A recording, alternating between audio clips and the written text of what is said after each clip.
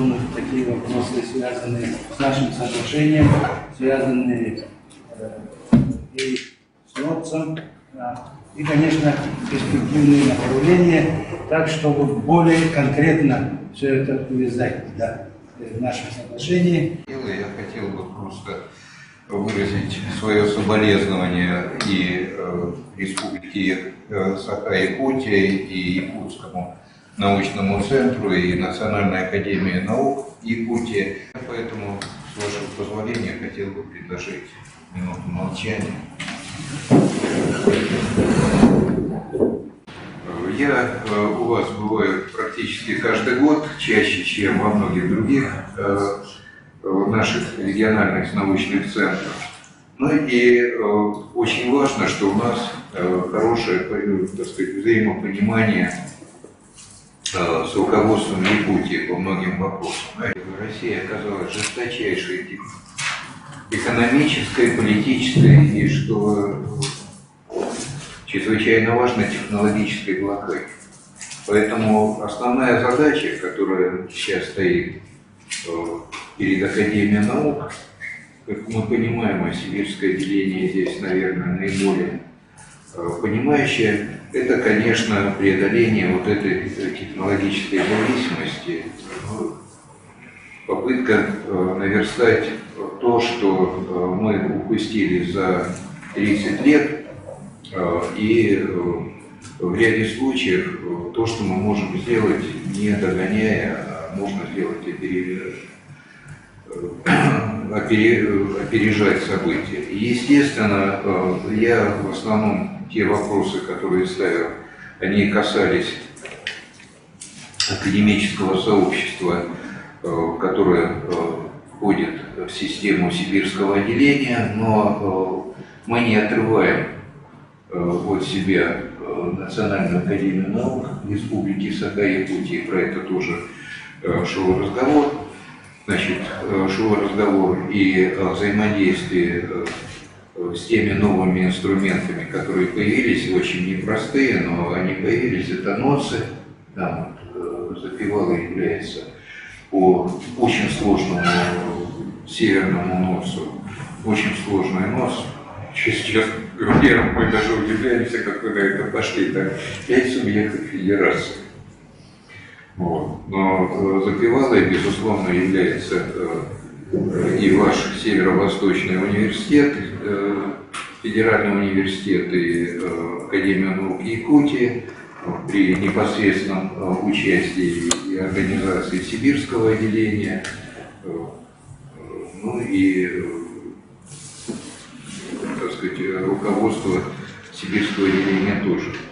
Значит, какие вопросы одновременно я поставил? Ну вот, как вы понимаете, здесь есть второй повод оказаться среди тех, кто является членами Российской академии наук, потому что в сентябре кончаются полномочия и у президента Российской академии наук, и у председателя Сибирского отделения, и других региональных отделений. Конечно, самое важное, что удалось сделать, Сибирское отделение, в отличие от других и региональных отделений, и Большой академии наук, сумело восстановить функции инициатора и координатора междисциплинарных, мультидисциплинарных интеграционных проектов. Вы про это знаете. Значит, мы пошли нам по 253 закону запрещено получать деньги на научные исследования из федерального бюджета. Вот, то есть по заданиям Академия наук исключена, но оказалось, что можно это восстановить, если есть хорошие доверительные отношения с крупными компаниями. Вот у нас все началось на Ильск-Никелен после крупной аварии, которая случилась в 2020 году. Нас подпред президента по Сибирскому федеральному округу попросил сделать независимую экспертизу того, что произошло, не ангажированно. Значит, я могу сказать, там ангажированная шутка идет с разных сторон. Вот. Мы в течение 3 недель собрали экспедицию 14 институтов, вот, в том числе и институты из Якутии, вот, из 6 городов поехали в эту экспедицию. В прошлом году второй этап экспедиции, в этом году третий этап. Поскольку Норильскому никелю понравилось, как мы работаем, они заказали экспедицию, которую мы назвали «Большая научная экспедиция», 80 миллионов рублей финансирования по исследованию биоразнообразия в арктической зоне и в Забайкальском крае, там, где есть многолетние мерзлые породы, где работает большая промышленность. Вот. Эта экспедиция сейчас идет вовсю. Я с удовольствием отвечу на любые вопросы. Значит, у нас очень мощный прорыв по выборам в Академию наук. Вот в этом году по Сибири 36 человек было избрано. Вот. 7 человек академики, вот, 6 по сибирским вакансиям, но плюс Нетесов был избран на общероссийскую вакансию, и 29 членов-корреспондентов. Значит, из них довольно почти все по сибирским вакансиям. Значит, но дальше по уставу сибирского отделения, если человек работает территориально в Сибири, то он в любом случае входит в сибирское отделение. Вот 2 специалиста-медика по Уральскому отделению, по вакансиям Уральского отделения были избраны. Тем не менее, не сейчас наши полномочные представители. И несколько членов-корреспондентов было избрано по общероссийским вакансиям. Значит, сразу могу сказать, что здесь очень большая роль в том, что такое количество специалистов из Сибири было, нам принадлежит Александру Михайловичу Сергееву, потому что он сам регионал. Вот, и мы не видели практически никаких исключений с его стороны по тем вакансиям, которые мы предлагали. Значит, ну, естественно, не все удалось сделать. Мы очень хотели, чтобы было больше вакансий. У нас единственная проблема была с тематическим отделением агронаук. У нас должно было быть по стандартам около 6 вакансий членов-корреспондентов. Они нам дали только 2. Значит, по Якутскому научному центру сибирского отделения, по институтам. Это, безусловно, материаловедение в экстремальных условиях, и это и в Сибирском федеральном университете, то есть это общая задача для Якутии. Друзья, от вас очень нужна помощь, потому что сейчас запчасти для той техники, которая работает в условиях Арктики, нельзя будет получать из-за рубежа. Вот. То есть здесь надо сконцентрироваться, и Михаил Петрович про это знает. Я думаю, специальное решение, вот, какая помощь со стороны сибирского отделения. У нас, безусловно, денег нет, но мы можем рекомендовать, уточнять госзадания, ну и лоббировать, чтобы на специальные тематики Миноборнауки выделяло больше денег. Правда, к сожалению, вот по тому прогнозу, который я видел, будет секвестр на 10%. Вот. Но, не знаю, может быть, все-таки подумает о том, что без науки сейчас не выбраться из этой ситуации. Значит, вторая приоритетнейшая задача – это импортонезависимость регионального сельского хозяйства. Здесь есть вопросы, которые более-менее обеспечены тем, что и у вас сделано, и в других институтах сибирского отделения. Это в основном зерновые, но очень плохо со скотом, животноводством. Это прежде всего отсутствие вакцин, и генетический фонд был так не очень хорошо подобран, но у вас здесь есть как раз прогресс. Я думаю, его надо усилить, в том числе и по вакцинам. И катастрофа по птицеводству, ну и по растениеводству, это по многим овощным культурам, не по зерну все нормально. В общем, друзья, вы тоже, у меня просьба вместе с правительством республики смотреть, что реально делать, и там надо просто работать сообща. Значит, дальше. По научным институтам Сибирского отделения вне ЕНЦ, это, конечно, медицина, это пандемийные угрозы. Вот, у вас есть прогресс в этой зоне, но дальше надо держаться вместе с нашими биологами, с медиками из Сибирского отделения. Дальше сырьевая база. Арсений Сергеевич специально подчеркнул, что очень волнует расширение алмазов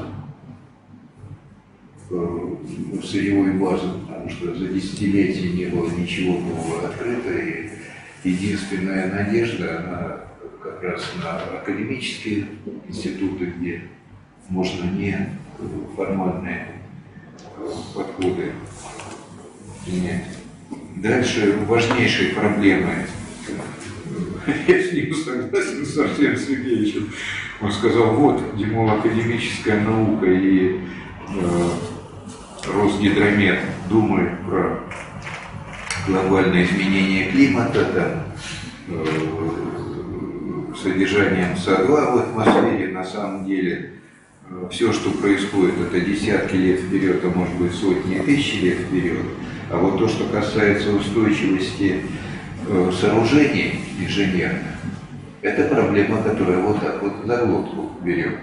И здесь как раз ваш институт мерзлотоведения является одним из главных игроков.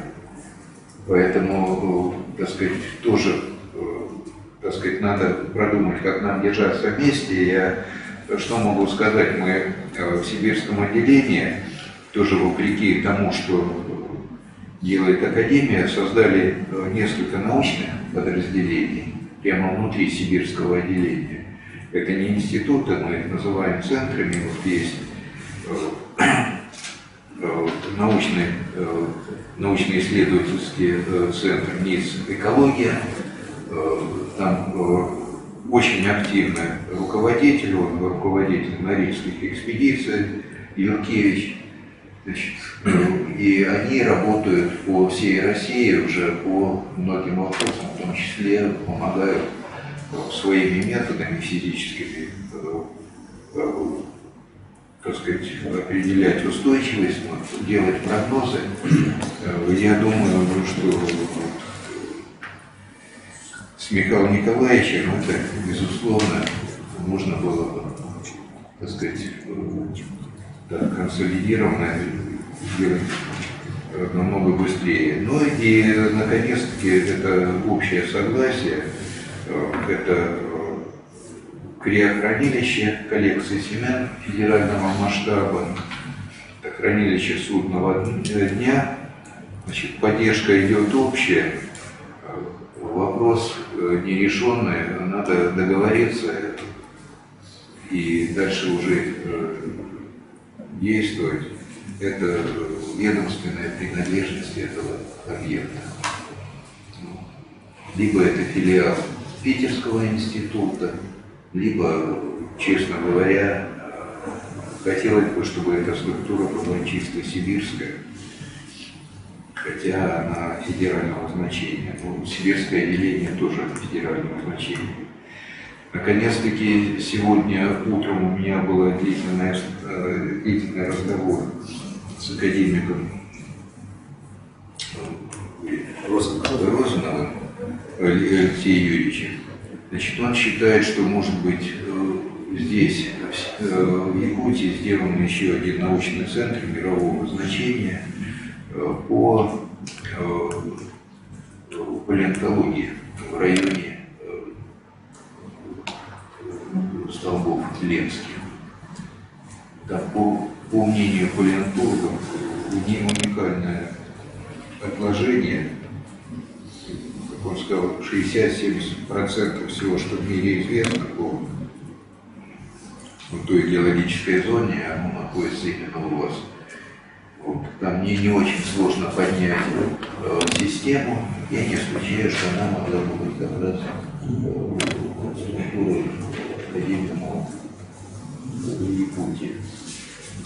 По его оценке надо сделать лабораторный корпус приблизительно на 1000 квадратов. Это не очень затратно. И туда он будет заведомо самоокупаемый, и главное будет отвечать на все.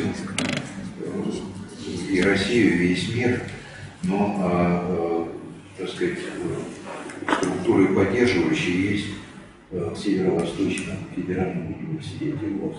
Санта-Мама, да, есть, наверное, вот как палеонтологии, по-моему, в геологических институтах наших не очень, да, сибирского отделения. У нас лаборатория. Есть, да? У нас лаборатория. Есть, да? Ну, в общем, друзья, эту штуку надо раскачать. Это действительно не очень затратная, но и престижная будет для Якутии. И для сибирского отделения тоже. Вот. Значит, дальше вопросы поднимались по Попегайско-Конторским месторождениям. Значит, ну, вы знаете, там они движутся потихоньку, но есть вопросы, где нужна помощь и более активная деятельность со стороны правительства и Якутии, и Красноярского края. Взаимопонимание есть, мы как координаторы будем пытаться, чтобы разработка там началась в самое ближайшее время. Вот это тоже для технологической независимости, технологического суверенитета чрезвычайно важная проблема. Вот. Ну и дальше вопрос сближения сибирского отделения с Национальной академией наук Республики Саха-Якутия. Николаевич подготовил проект соглашения, его надо будет конкретизировать, но чтобы оно было не просто бумажкой, которой можно было отчитываться, чтобы мы взяли и подписали, а те вопросы, где мы можем идти вместе, ну, в том числе, наверное, учитывая, ну, вы лучше знаете, так сказать, особенность по Якутии, где мы можем идти вместе. Значит, мы выдвинули своего независимого кандидата Дмитрия Марковича Марковича, он был главный ученый, то есть он не был, он является главным ученый-секретарь сибирского отделения. У него нормальный возраст, у него прекрасная подготовка и... Как-то нужно использовать, во-первых, ГНОЦ. Но, к сожалению, в НОЦ вошли совершенно другие направления. Вот, значит, моя рекомендация такая. Вот, к сожалению, получилось так, что мы с вами по разным федеральным округам, но вот по Сибирскому федеральному округу, полпред по нашему округу специально сейчас ведет работу по импортозамещению, импортонезависимости. Мы работаем с его аппаратом, и есть предложение со стороны наших институтов. Если вы дадите описание того, что вы предлагаете, то, о чем вы говорите, оно вот так вот надо сейчас. Мы готовы Вот. для устного. Да, давайте будем пытаться лоббировать. Вопрос тоже есть. Вот какие у нас, значит, направления, что ли, да, на перспективу для совместного сотрудничества, с вашей точки зрения, мы могли бы включить вот в это соглашение? Ну, я вот некоторые, которые я на скидку, ну не то, что на скидку, я готовился к этой встрече, я написал, но значит, у нас, если говорить по самым таким насущным делам, это как раз технологический суверенитет, у нас 12 выделено направлений в сибирском отделении по критическим технологиям, где мы считаем, что имеем, так сказать, компетенции достаточные. Значит, тогда, Михаил Петрович, вы передайте, пожалуйста, вот те документы, да, обозначенные руководители экспертных групп и просто войти туда, а может быть и дополнительное вы что-то дадите. Мы попытались, там и медицина есть, и фармацевтика есть. Какое направление вас интересует? Хорошо, мы это еще с вами обсудили, еще в течение дня обсудим, но более конкретные у нас соглашения должны быть. Мы по консенсусу сегодня с утра уже обсуждаем наши соглашения. Где у нас какое-то время находится, мы обсуждаем. Здесь обсудили, там обсудили, да. Теперь, Михаил Николаевич, вы хотите? Да, Пожалуйста. два таких вопросика, которые там, не трогая карбоновых полигонов, у нас будет время пообщаться, и вы сказали вообще свою точку зрения. Есть наслышанность. Скажите, пожалуйста, вот как сейчас идет вот вообще работа и жизнь в ближайшее время по нашим российским журналам? Так. Значит, вопрос. Какой конкретно журнал у вас? Меня интересует, как российские журналы вот дальше. Сейчас мы идем бюджетные проекты, связанные с сибирским отделением, с российской грантами. Хорошо. Журналы, так вот, эти, Web of Science и так далее. Значит, дело в том, что в качестве госзадания вообще-то конкретные институты не очень удастся получить поддержку. Почему? Потому что журналы, они, вот госзадания даются институтам, а журналы могут принимать публикации из самых разных структур, да, даже зарубежных. И тогда вопрос о целевом расходовании бюджетных средств возникает. Значит, единственная структура, которая уполномочена заниматься публикациями, это Академия наук. Вот. В частности, мы, как Сибирское отделение, имеем небольшое госзадание по поддержке наших научных журналов. У нас 33 журнала, хотя поддержка научных журналов, поддержка только 32 по госзаказу, по госзаданию идет. Вот. Несколько журналов мы издаем полностью на небюджетные средства. Либо поддержка идет дополнительная из небюджетных средств. Значит, это вам хорошо известный один журнал «Наука из первых рук». Это полностью небюджетный, научно-популярный считается. И вот я сегодня Айсену Сергеевичу привез один экземпляр, к сожалению, у меня был на руках только один, и я бы вам тоже принес. Мы начали издавать новый журнал «Наука и технологии Сибири». Это не научный журнал, а это целевые тематические выпуски. Вот последний выпуск, который я передал, это проблема как раз малотоннажной химии материалов специально. То есть были изданы по экологии, по аграрным делам, 2 номера по медицине и фармацевтике. Сейчас по малотоннажной химии. И будем еще готовить несколько номеров. Он тоже полностью за счет небюджетных средств. Вот. Там компенсация. Откуда небюджетные средства? Это тоже гордость Сибирского отделения. Нам удалось отстоять имущественный комплекс. Обещали дать финансирование на поддержку российских журналов. Значит, поддержка российских журналов делится на 2 части. Русскоязычная версия и англоязычная версия.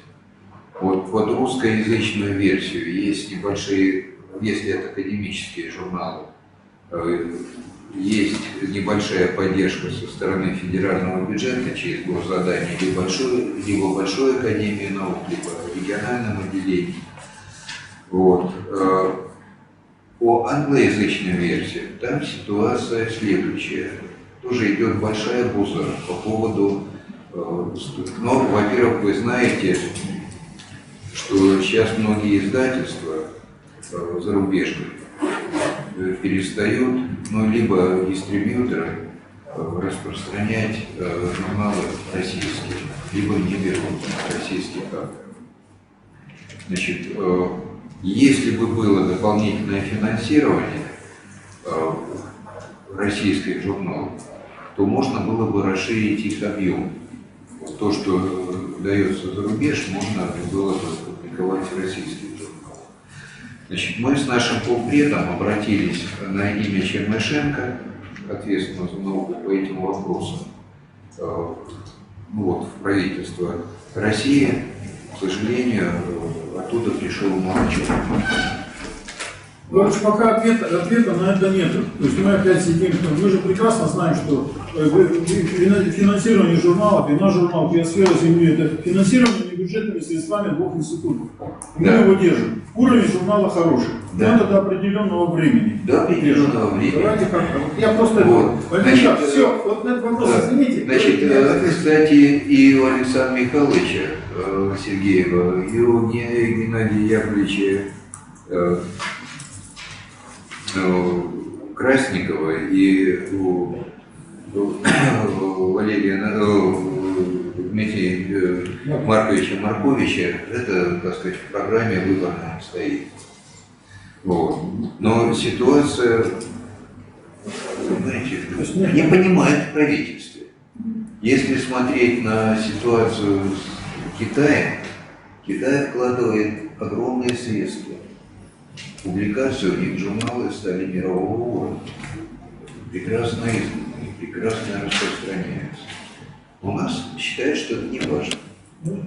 Вот. Мы со стороны небюджетных средств поддерживать будем. Значит, я прекрасно знаю ваш научно-популярный журнал. Да. Вот. Значит, я думаю, что если у нас будет все нормально с имуществом, доходы, то мы можем большую У нас еще содействие. есть природные ресурсы Арктики и Антарктики, которые сейчас нужен, который нужно дальше, и он может продвигаться.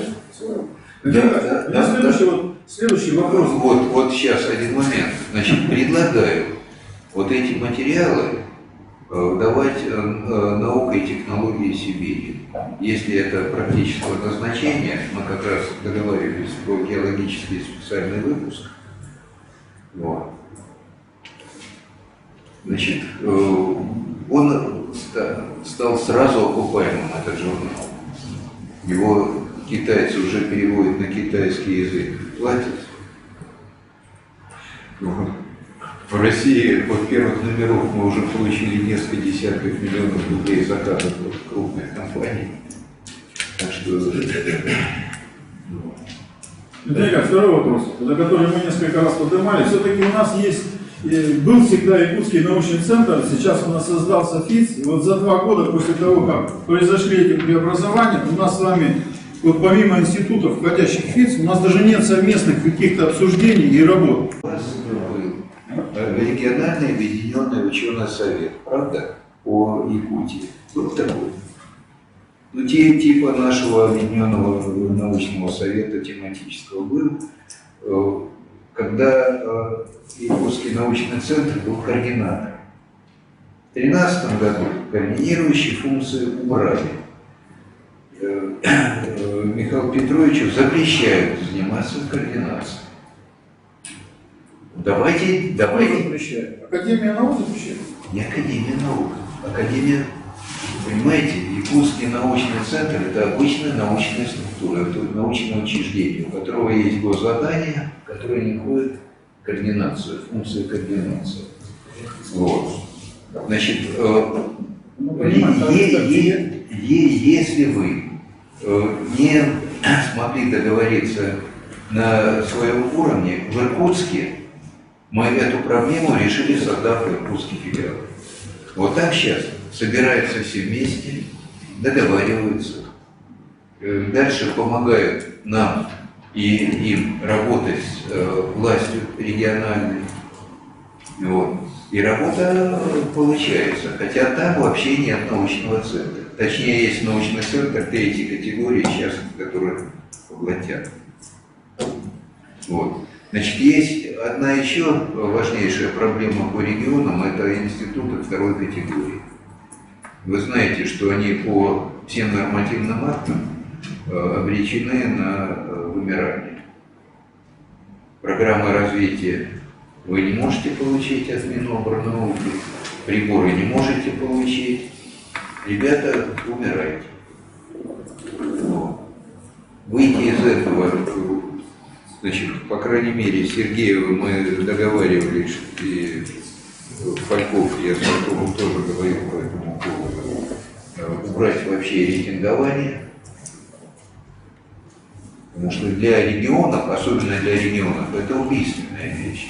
Мы механизм предлагаем, если он будет востребован. Механизм должен быть. Я думаю, что это не обязательно вот, как раз таки создание, как в Иркутске, такого же центра, который бы собирал и выполнял свои функции из числа хотя бы академиков Российской Академии Наук и членов. Это их функции, они не должны это выполнять. Просто как-то не организовано у нас это все. Ну и последний момент. Скажите, пожалуйста, вот отношение, то, что происходит сейчас с ФИЦами, с институтами, когда Российская Академия Наук не согласует директоров или прочих, а несмотря на это, идут утверждения, это в разрезе устава, и приходят, вот смотрите, я проанализировал, вот, директоров назначали, в том числе и меня, почему это коснулось, приходят, вот у меня, ну, понимаете, полномочия заканчиваются, допустим, 24 числа, а 24 числа в 24 часа ночи по нашему времени мне приходит согласование, которое пролежало там 4 или 5 месяцев. Мы уже все бумаги переделали с завтрашнего дня, чтобы кто-то юридически подписывал документы и так далее. Николай Николаевич, это типичная ситуация.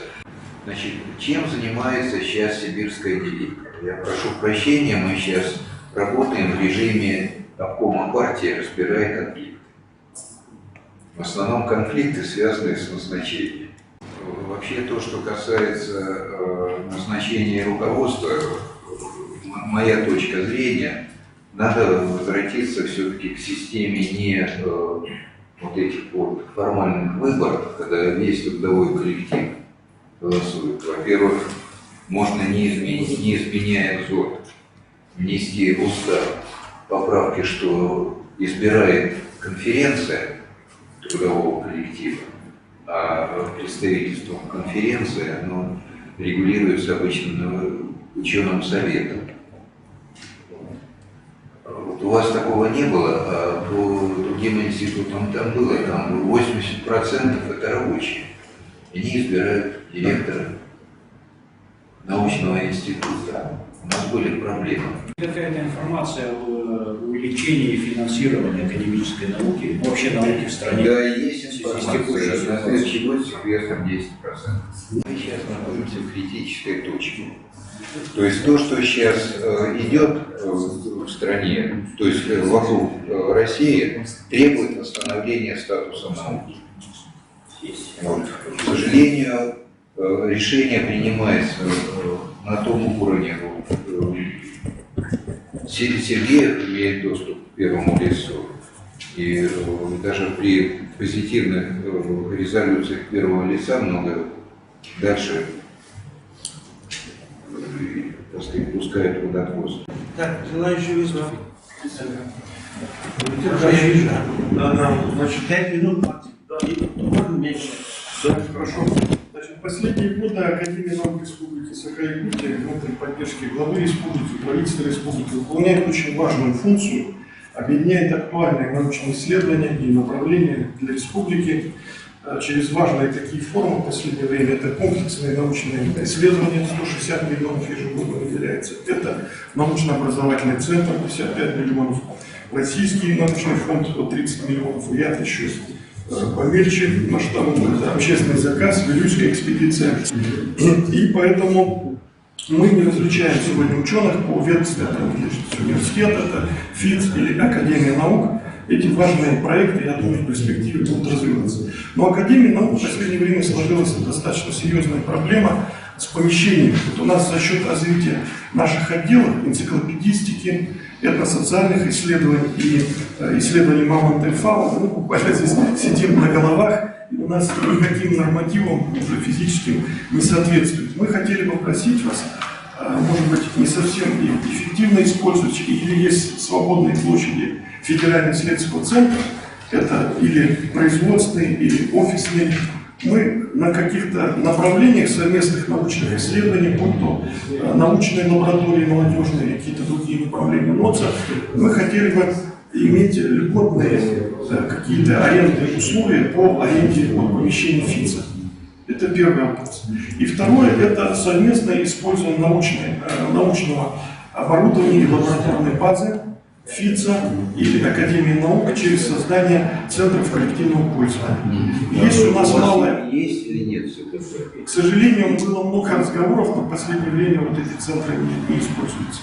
У нас есть. Там есть. Да. И еще есть малая академия, где усилиями Роснефти, значит, самая современная приборная база для школьников, где не стыдно использовать научно-исследовательский институт. Мы тоже могли бы как-то его использовать, вот эту лабораторную базу совместно. Вот такие два направления с просьбой мы обращаемся. Значит, ну, то, что касается аренды, так сказать, помещений, если недоступно, это вопрос к руководству ФИЦ, но то, что касается стоимости аренды, значит, иногда дают безвозмездное пользование, только коммунальные расходы. Да, только коммунальные, да. Значит, это решается, как вы понимаете, не нами, должно быть согласие стороны Миноборнауки. С учредителем надо Да. Значит, если надо, если есть взаимное согласие, мы будем помогать, поддерживать. Договаривались, что сейчас будет сделана инвентаризация уникального оборудования, чтобы было видно, где можно делать ЦКП. Вот. Поэтому, значит, можете давить на меня, а я буду давить на Сагдеева. Значит, то, что касается Роснефти, ну, это то, что мы называем как раз проекты, которые поддерживаются промышленностью. Так, Александр Кучков, член корреспондента. Уважаемый Евгений Николаевич, уважаемый Леонид Николаевич, уважаемый Сергей Васильевич, я, конечно, готовился на длинное выступление, но я постараюсь очень коротко. Да? Значит, вот мы стоим на преддверии 300-летия Российской Академии Наук. Как известно, в 24 году будет 300 лет Российской Академии Наук. Его создавал Петр Великий, и когда он... Да, Петр Великий, Петр Первый Великий, да? Вот, он когда создавал, первая его задача была, наука должна служить Отечеству, да? Поэтому я думаю, что первая задача, первое, то, что мы должны выяснить, это мы должны поставить правильные задачи. Как вот вы, как непосредственно научно-методические ведете наше направление, вы должны, мне кажется, первое, это директорам научных центров, институтов, рекомендовать, чтобы вот темы были более актуальны. Они должны быть, вот я имею в виду фундаментальные научные программы, они должны быть каким-то образом привязаны к тем или иным задачам, которые стоят перед регионом. Вот у нас, допустим, в Якутии, как говорится, если не коснуться, так суртуха, да, вот если не пожар, так наводнение. Ведь у нас есть очень хороший институт космофизики, институт биологии, которые могут вести в том числе и космический мониторинг, в том числе они изучают солнечную активность. В конце концов, есть статистика на протяжении многих-многих лет. И меня вот всегда спрашивают, где наука, что вы делаете? Вот я был в пожаре, после армии служил, вот в прошлом году тоже был в пожаре. Меня люди спрашивают, чем наука занимается? Ну, мне на этот вопрос я начинаю отвечать с точки зрения фундаментальных проблем. Но это люди, простые люди не понимают. Поэтому вот здесь, мне кажется, надо ставить более такие конкретные и проблемы, которые очень актуальны для данного региона, для данного населения. Из этого вытекает вторая задача, мне кажется. Это вопросы внедрения тех результатов, которые получены на основании фундаментальных тех или иных задач. И это на самом деле очень сложная задача.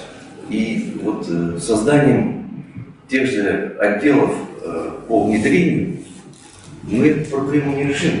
Потому что это, как говорится, хлопковое дело.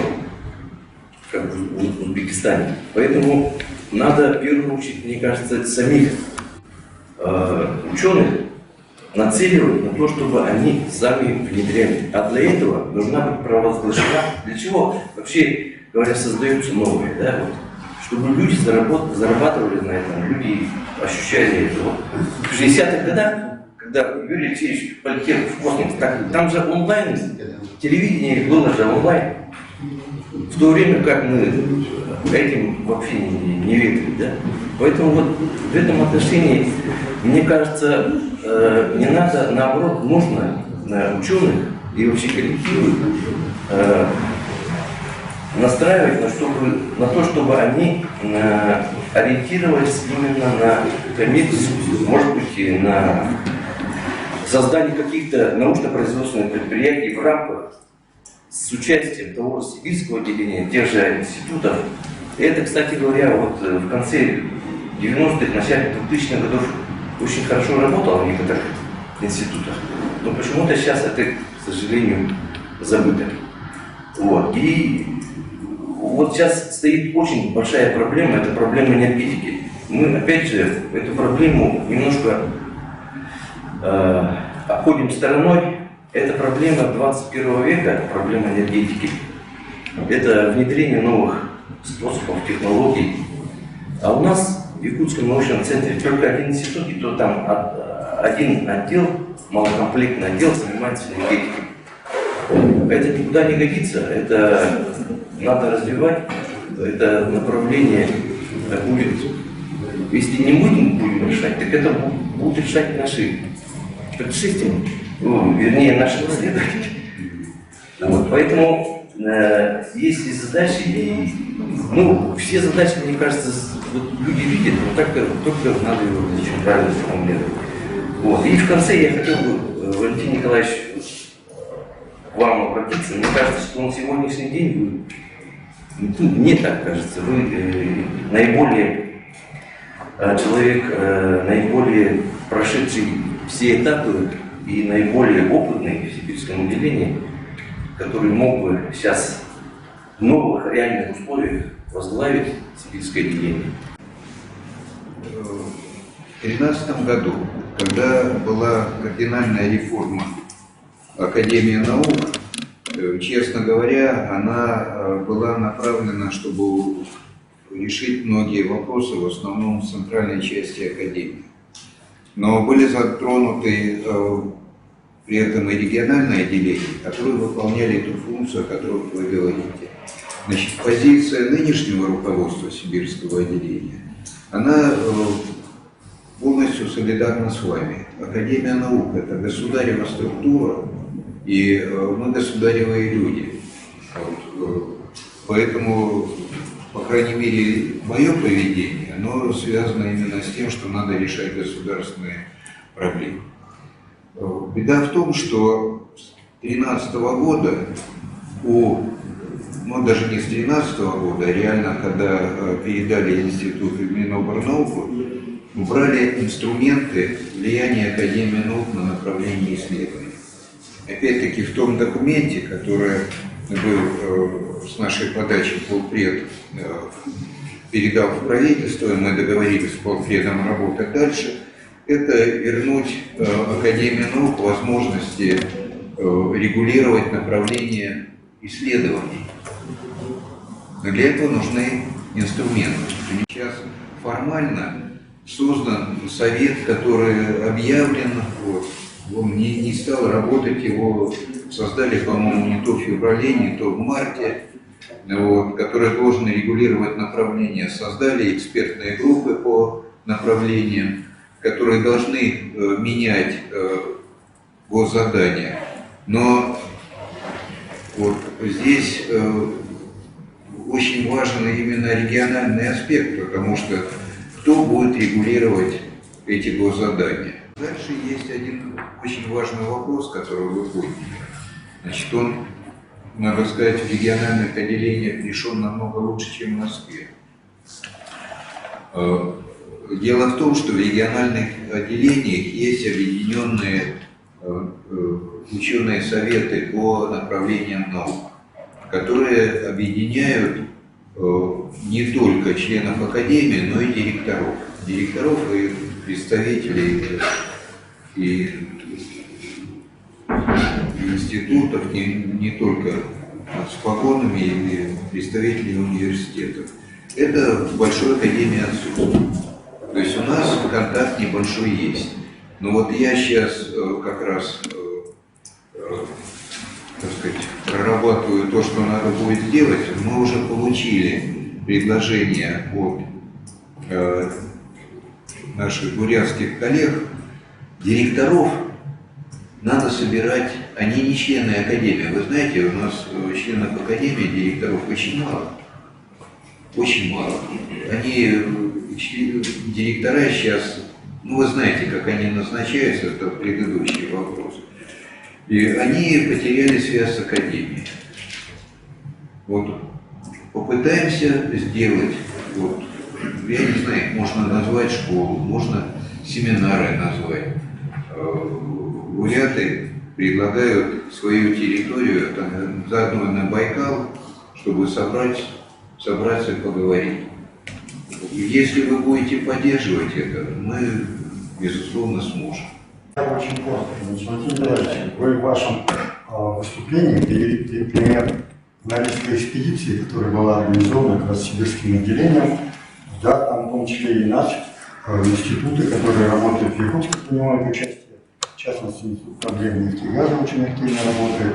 Но я бы хотел сказать, что и мы здесь, в Якутске, значит, при, скажем так, организационной роли Республиканской академии, Национальной академии наук, эту форму используем и широко внедряем, начиная где-то уже с 18-19 года.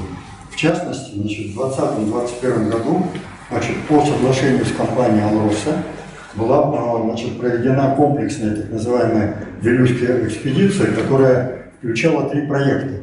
Первый – это экологический, второй – медицинский, здоровье населения, проживающего в этом регионе, и третий – значит, это поиски источников, альтернативных источников питьевой воды. Принимали участие прежде всего университет, институт ИФИЦа, третий проект – это институт медводоведения.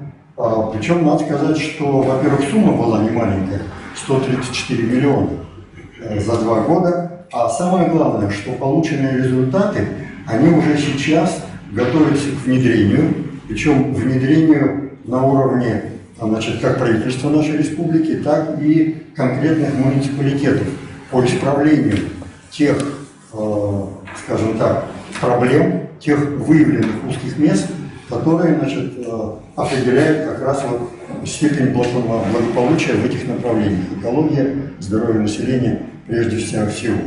И, значит, координирующую роль здесь играла Академия наук, и мы подготовили соответствующую записку руководству республики, правительства о распространении этого опыта на другие регионы нашей республики. Прежде всего тех, в которых наблюдается, скажем, явление экологического неблагополучия с точки зрения здоровья населения.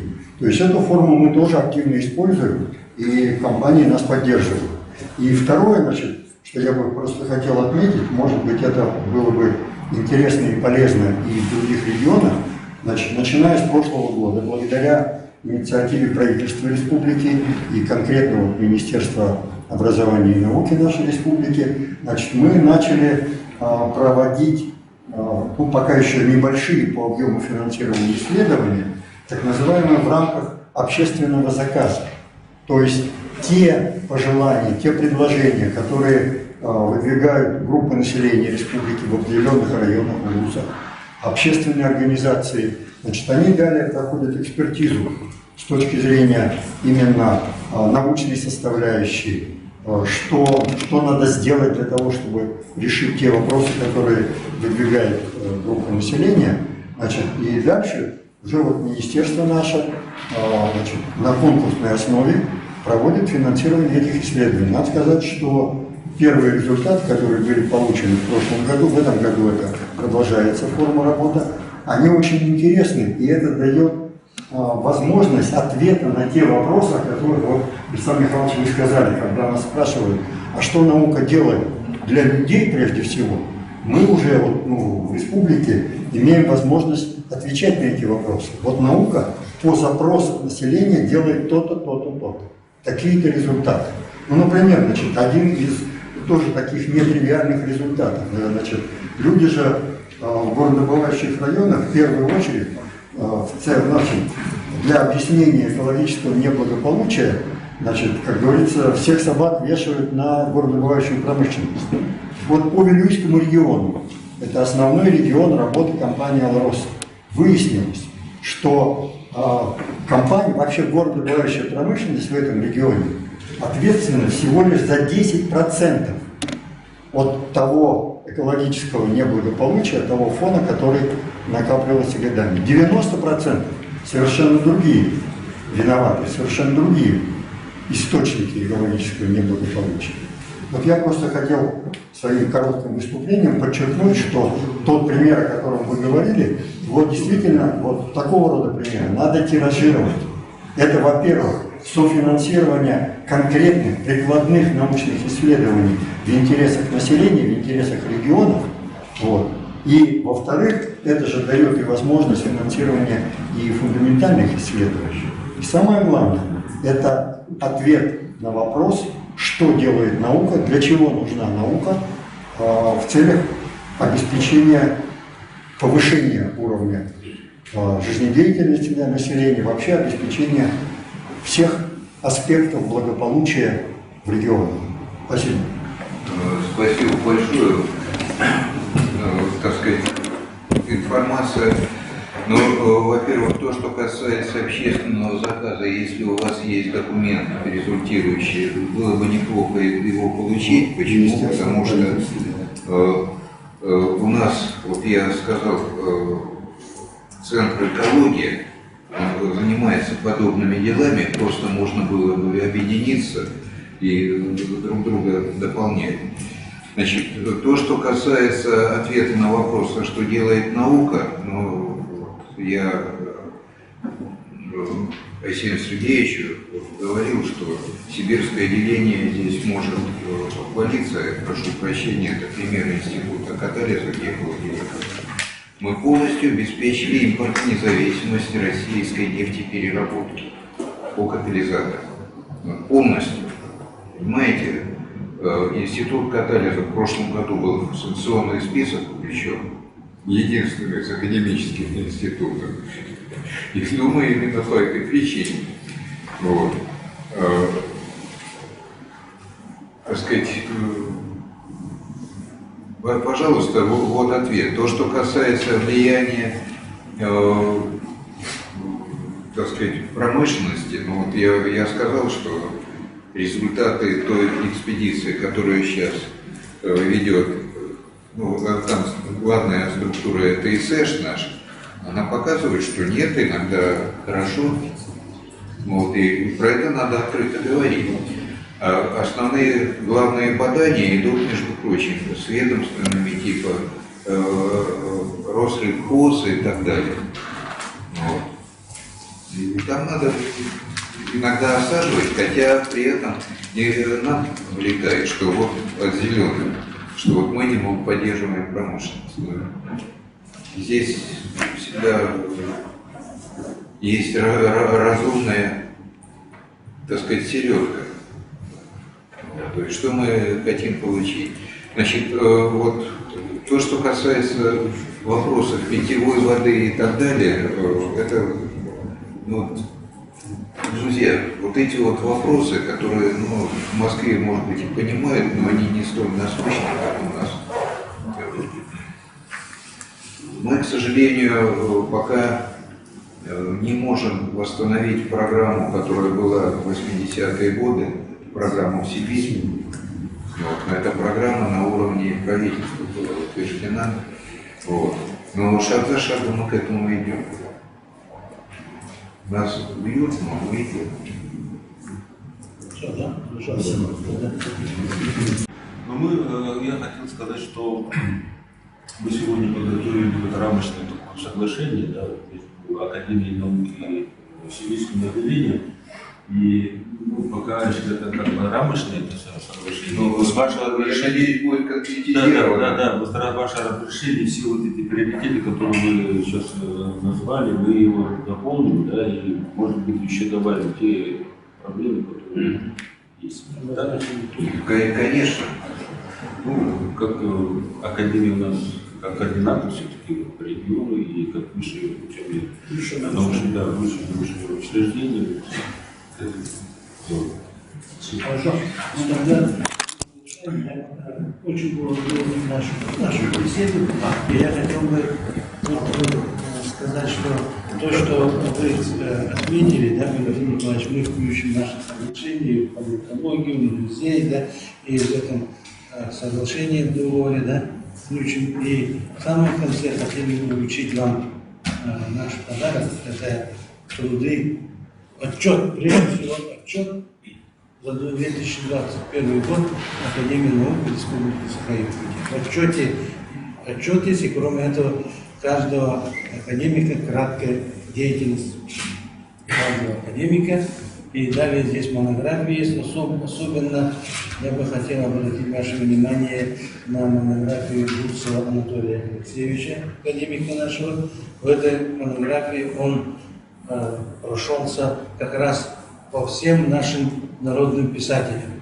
Если вы прочитаете и будете цитировать их, прочитать, да, я думаю, ваш переезд очень будет хорошо. Например, великий Бисмарк в основном цитировал 3 классиков Шекспира, Гёте и Шиллера. А как он выступал? Поэтому вам Вот. Спасибо вам большое. я за вами дима здоровья и удачи, что вы стали нашим председателем. Мы этого хотим, желаем и обещаем. Я, например, обещаю, что буду. Значит, вот, коллеги, спасибо большое. Значит, сразу Алаверды.